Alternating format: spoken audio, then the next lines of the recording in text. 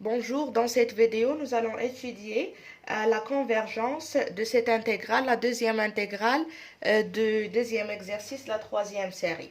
Alors, on commence par trouver au niveau de quelle borne on a le problème de convergence. Alors, la fonction 1 plus sinus de x sur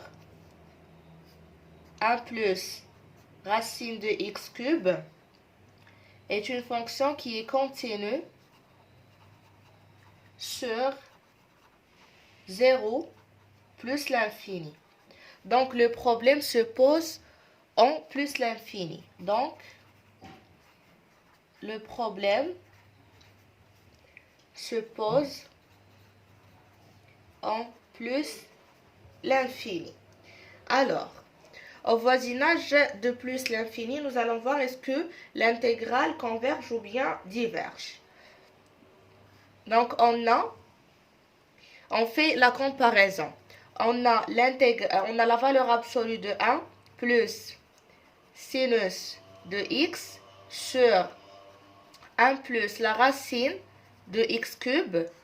Elle est inférieure ou égale à 1.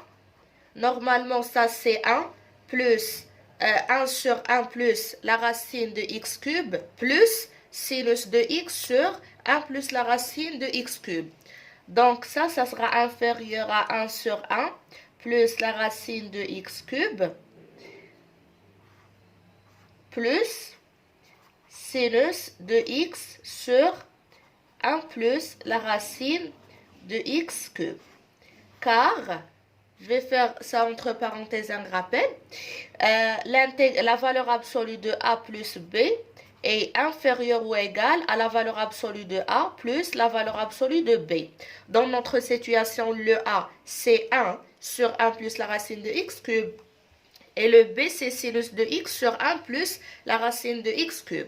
Donc, maintenant ça c'est inférieur ou égal à 1 sur la racine de x cube. Pourquoi? Parce que, voilà la justification, on a toujours 1 plus la racine de x cube supérieure ou égale à la racine de x cube. Donc, lorsqu'on fait l'inverse, on doit inverser le signe, ce qui mène à avoir 1 sur 1 plus la racine de x cube inférieur ou égal à 1 sur la racine de x cube.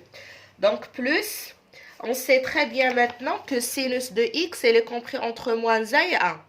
Alors, sinus de x multiplié par 1 sur 1 plus la racine de x cube qui est positive est compris entre moins 1 sur 1 plus la racine de x cube et 1 sur 1 plus la racine de x cube.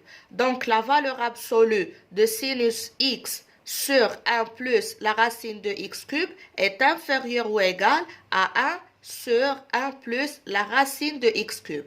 Et on a démontré que 1 sur 1 plus la racine de x cube est inférieur à 1 sur la racine de x cube. Mais je vais réécrire ici, ça c'est inférieur à 1 sur 1 plus la racine de x cube.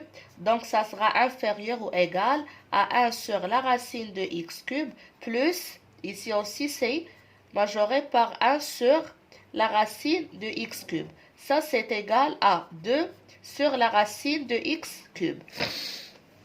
Normalement, or, l'intégrale